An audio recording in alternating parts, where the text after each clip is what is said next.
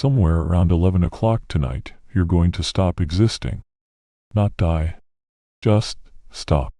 Lights will go out inside your head completely, and there will be no you there to notice it happening.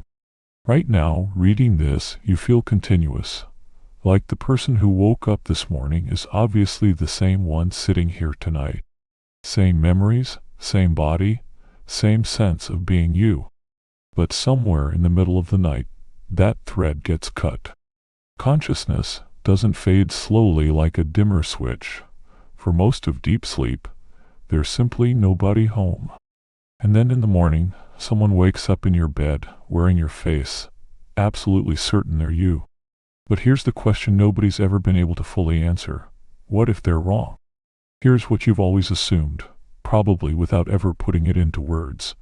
You are one continuous thing. A single unbroken line running from your first memory to right now, with sleep as just a pause button. Nothing lost, nothing replaced, just paused and resumed. It feels obviously true. You remember yesterday. You recognize your room, your name, your life. What more proof of continuity would you need? But philosophers who study personal identity point out something strange about that logic. Memory isn't the same thing as continuity. A photograph of a birthday party proves the party happened. It doesn't prove the same consciousness that attended it is the one looking at the photo now. You're using the evidence gathered by this morning's you to conclude that tonight's you is the same person, which only works if you already assume the thing you're trying to prove. Here's where it gets specific. Sleep researchers have mapped what actually happens to consciousness across the night, and it isn't one steady state. You cycle through stages: light sleep, deep sleep, REM. And awareness doesn't behave the same way in each one. During deep, slow-wave sleep, brain activity drops into a pattern that researchers associate with a near-total absence of subjective experience. No sense of time passing, no sense of self, nothing to remember, because there was arguably nothing there to remember it. Then, later in the night, REM sleep brings a completely different kind of consciousness back online. Vivid, often bizarre, sometimes emotionally intense, but frequently disconnected from your waking logic and identity.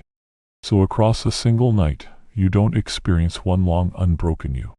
You pass through a state that looks a lot like non-existence, followed by a state where something is conscious but barely resembles your waking mind, followed by waking up and immediately, seamlessly, calling all of it me. There's also a well-documented phenomenon where people wake up and, for a few disorienting seconds, don't know who or where they are, before identity reboots itself and snaps back into place. If identity can genuinely go offline and reboot, the question isn't unreasonable anymore. It's just uncomfortable. So sit with what that actually implies. If a real gap, a stretch where nothing was conscious, nothing was experiencing, nothing was you in any meaningful sense, then the version of you that wakes up isn't remembering that gap. They're inheriting it. Waking up with your memories, your habits, your name, and simply assuming ownership of everything that came before, which means your sense of being one continuous person might not be a fact you're perceiving. It might be a story your brain tells itself every single morning, stitched together so smoothly you never notice the seams. And if that's true for something as small as a night's sleep, then what about the bigger version of this question? The one about death and whether continuity was ever really guaranteeing anything to begin with. Maybe the unsettling part was never about tonight specifically. Maybe it's that you've been trusting a feeling of continuity your whole life, without ever having real proof it was true even once.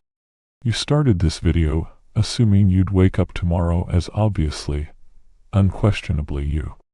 Maybe that's still true. Nobody's proven otherwise. But nobody's proven it's true either, and that gap between feels true. And as true is exactly where this question lives. And if identity can quietly reboot itself every single night, without you ever catching it happening. What does that say about the moments when you're wide awake and swear you know exactly who you are? That's next.